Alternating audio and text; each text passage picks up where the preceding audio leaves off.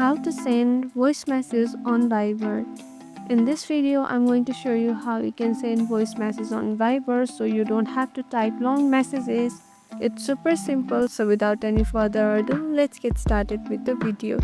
First thing first, tap open the Viber app on your device and make sure that you are logged into your account. Once you are inside the Viber app, tap open any chat that you prefer.